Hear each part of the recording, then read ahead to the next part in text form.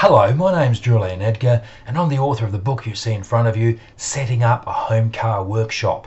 What I want to do in today's video is cover the making of a storage unit. It's perfect for nuts, bolts, clamps, small fasteners, anything of that sort.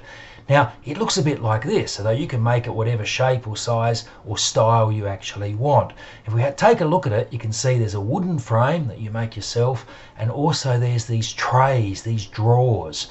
Now, those trays are actually baking trays, metal baking trays. They're rigid, they're sturdy, they're pre-made, they're relatively cheap, they're often made from carbon steel, so they're really durable. They're coated with a non-stick coating, which also acts as an anti-corrosion coating. They're really, really good.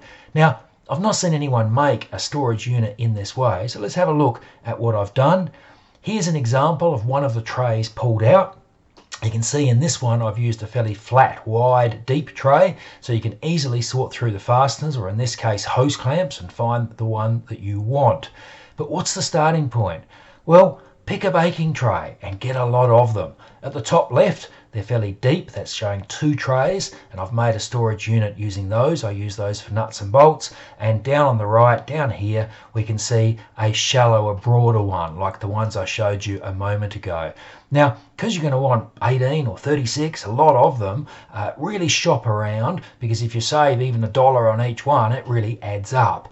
When you're inspecting the tray in the shop, get it, hold it at each end, and try and twist it. The really good quality ones, as I say, are made of carbon steel, and they're really, really strong, whereas the flimsy ones you obviously want to avoid, especially if you've got a few pounds of bolts in each of the trays. So how do you actually make it? Well, this shot's the key shot. Look at the slots that have been organised between bits of timber which have been screwed to the frame. You want those slots just wide enough that the lips of the tray will slide easily in them.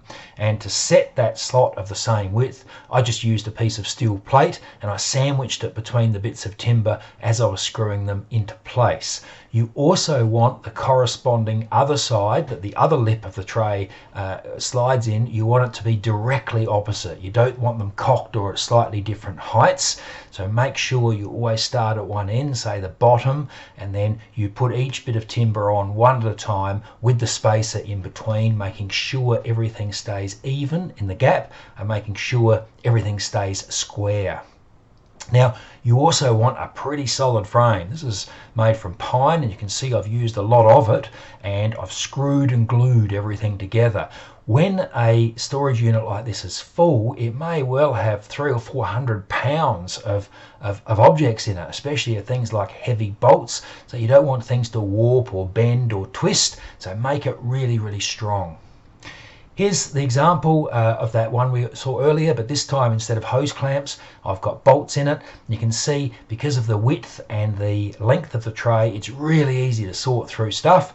You simply slide the little tray back into the unit when you're finished. And here's another advantage, because there's nothing to stop the tray coming completely out, you can take it to wherever you're working. I often take screws or nuts or bolts to where I'm working, so I've actually got them in front of me. When I'm finished, I just take the tray back and slide it back into the unit.